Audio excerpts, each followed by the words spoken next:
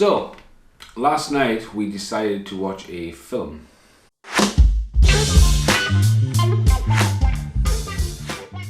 We don't watch many films together. I just don't watch many movies because I don't call them films. Well, we opted not to watch Highlander. We opted to watch The Burbs. What do you think? Have you ever seen what's it called, Monster House? From is it Disney? I think it's DreamWorks, but no. Gave me that vibes. Give you that vibes. Yeah. Except this is the original, so. Well, I think Rear Window is the original. That one there, that picture there. Yeah, I've definitely seen that. Yeah, haven't seen any Alfred Hitchcock. No.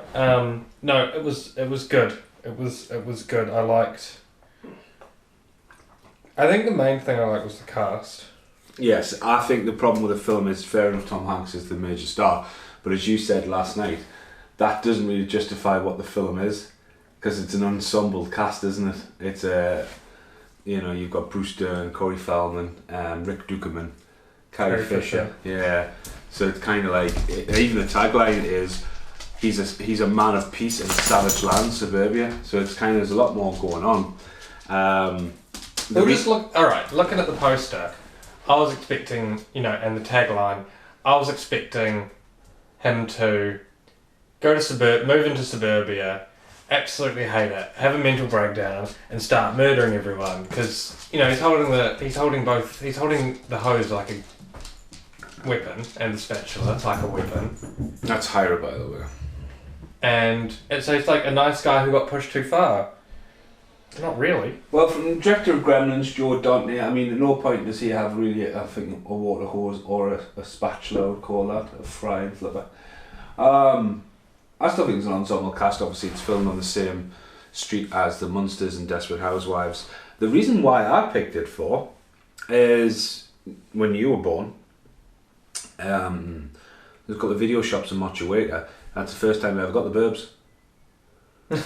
Honestly, because it just wasn't. I just didn't see it around here. It was sort of like, quite an extensive range in them shops in that day. Yeah. And there was Tom Hanks on the front cover and going, the Burbs. I mean, it could be popular over here, but video shops weren't everywhere in retail, and we're talking like 7 or 8 years after the film had come out in England to like try and physically buy it. It just wasn't there. So I'll always have memories of watching that, where you were probably listening on the right side, Fred running around on the floor. But I enjoy it. I love the score. The music's mint. But you're right about the artwork. So the Arrow release of it, so this has had a full upgrade version. They've changed the art cover. I thought that would be interesting. So technically, that is the new front cover. Can't see it. That's the new one. Oh, that shows a lot better of what the movie's about. Now I love the Burbs. I've got a t-shirt with the Burbs. It's got a very dark image on the front, and on the back it's got Satan is good, Satan is our pal, I want to kill everyone. It's probably not the best t-shirt to be wearing at a festival when I'm filming, as someone nicely pointed out. Bright pink letters on the back. Because obviously I'm filming like that. Yeah. And someone reads that, but let's say, we just put it on. I think it flows really nice as a film as well. You seem to enjoy it. Considering I'm still jet lagged and was, I was half expecting to look over. I was half nodding off, but I still managed to watch the whole thing. When I was watching it though, Monster House from DreamWorks has definitely pulled some inspiration from this, and it's quite funny to see it in the opposite way. So see that. That reminds me of your Mochueka house near the shipwreck as well. Kind of feels like suburban plantation kind of.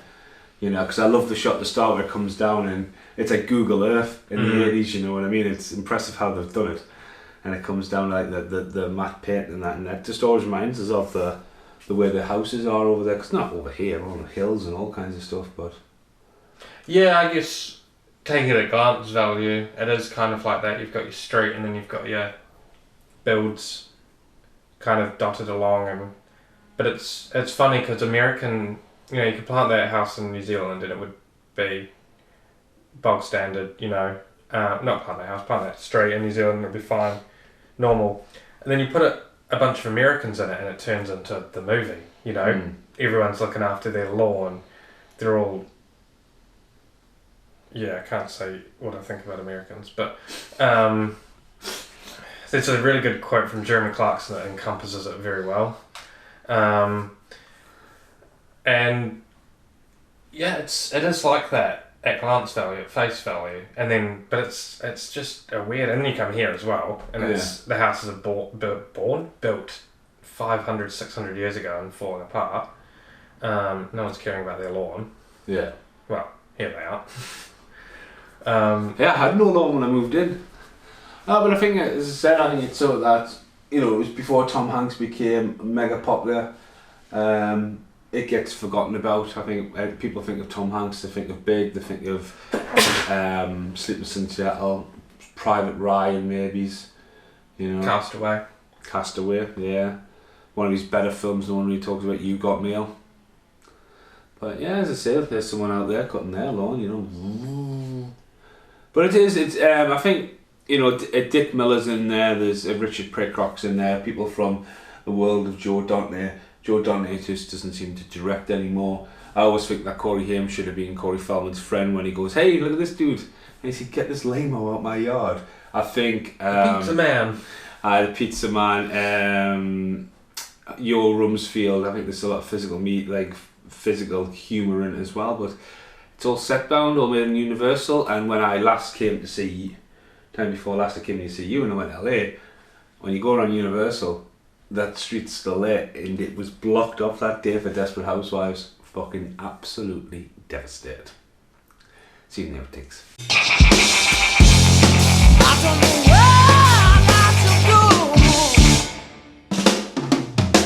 So you haven't seen have you seen The Shining? No. That's I haven't seen a lot and I don't really care for movies, but The Shining does feel quite criminal for me. I will say I'm quite disappointed in myself. Jaws? I haven't seen that. No, I tried. I was terrified of sharks. I think my problem with movies on scarier thriller side is I watched Predator 2 with my friend when I was like 7 or 8. That's good. And had chronic nightmares and absolutely, I was fucked. I was genuinely quite fucked. That was yesterday when we were having walked around the house. You were like, "Is that the Predator?" And I can now we say it's that. Like I can tell in your voice when you were like. Well, I'm okay these days. I'm still not keen on horror movies. I'm not. I like my psychological thrillers. I want to see American Psycho because I haven't seen that. I like my psychological thrillers. I like the feeling of those. Watch the original Predator. Watch the remake of Predator. There is no remake of Predator. What's the newer one? Prey. Nah, You mean The Predator? Yeah. It's the fourth Predator. The really bad marketing. So they called it The Predator in New Zealand as well, did they? Can't remember. It's the one. It's like the one with the kid. And the dogs. Nah. Predators on the planet. Yeah, and it was like I'm pretty sure it was like the first one. I need to Google cast because you'll be able to tell me what one it is. Predator's a bit messy. Again, though, I've talked about this quite often. Why isn't Prey out in physical media yet? It's been months since I started talking about this. I'm still talking about it now. Disney have started releasing a lot of their random films like Amsterdam and Banshees of Inisherin and stuff. Oh, it was like Predators 2010 on the planet.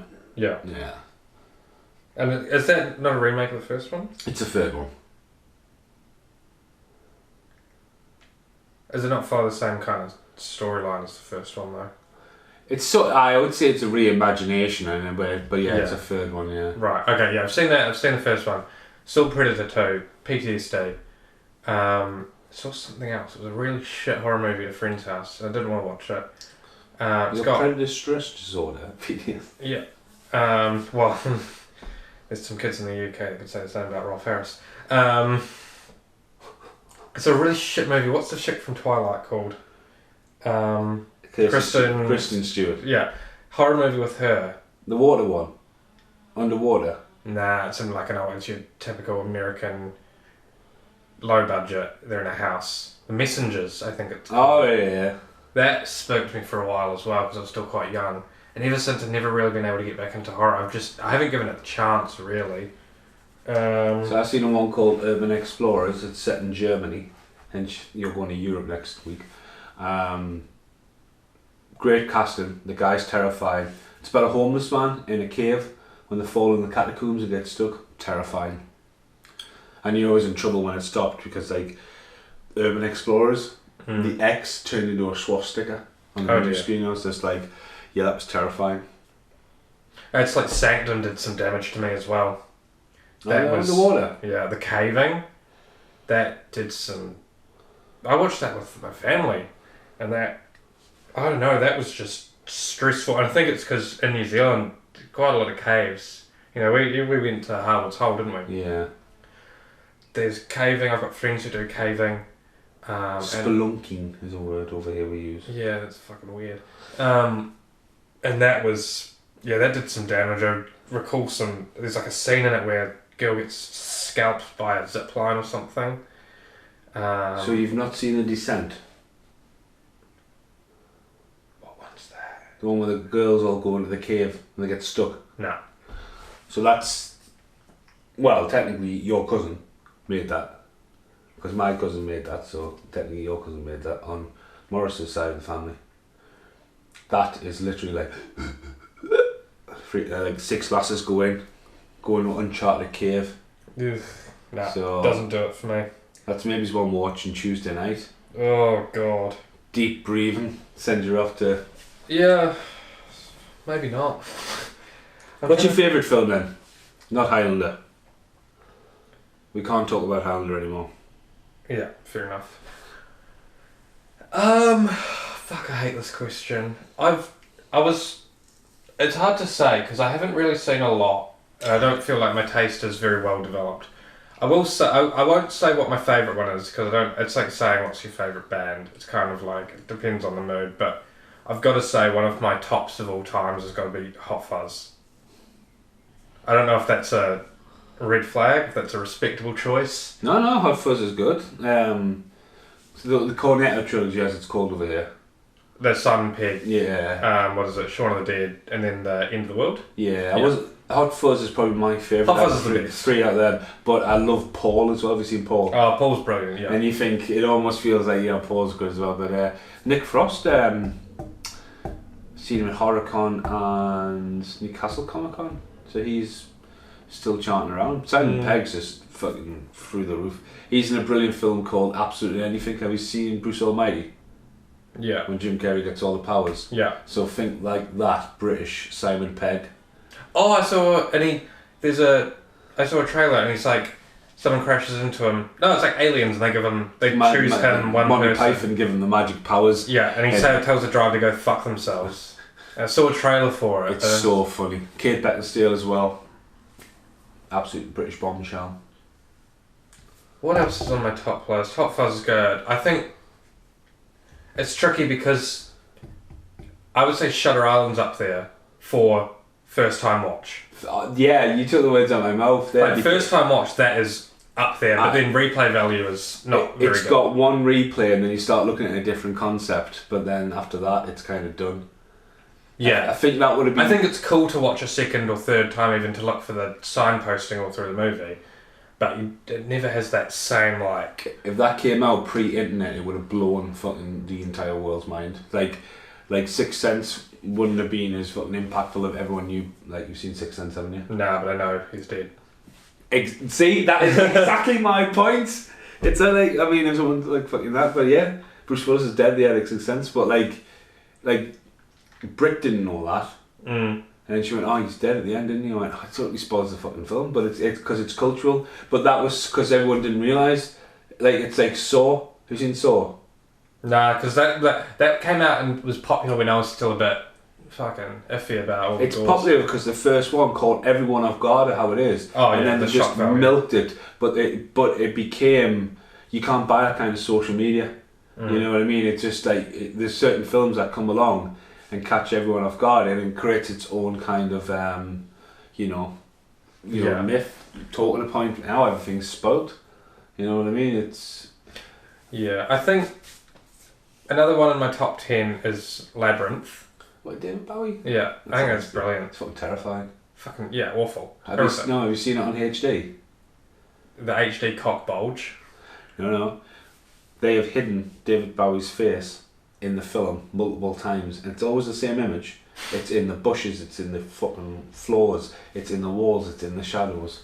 Oh. But because of HD now, you can actually see this shit. Fuck, that's good. I didn't know that. So yeah, that's up there. Hot Fuzz is up there. Annihilation I really liked. I don't know if I'd call it top of all time. I think that's just one that I've just enjoyed recently. Die Hard's up there. That's just a... This is the big question. Is Die Hard a Christmas film? I know this is a controversial one. It is. It's no way to look about it. It's a fucking Christmas film. I think it is. I think your traditionalists say it's not. But I think it is. Purely for the fact that it's always played around Christmas. It's set during Christmas, and Christmas is a theme. A Christmas party, It's a Christmas theme. Well, you go on a Christmas party, right? Okay, that's the theme of the movie. Yeah.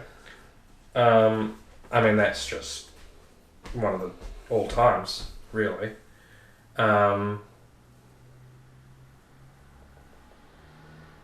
Anything new? Yeah, everything new. I don't really go and see. It's not really a cinema around yours. The Nelson Cinemas there. Yeah, it's not bad. It's just there's not a culture over there for cinema, really. It's so I went to see.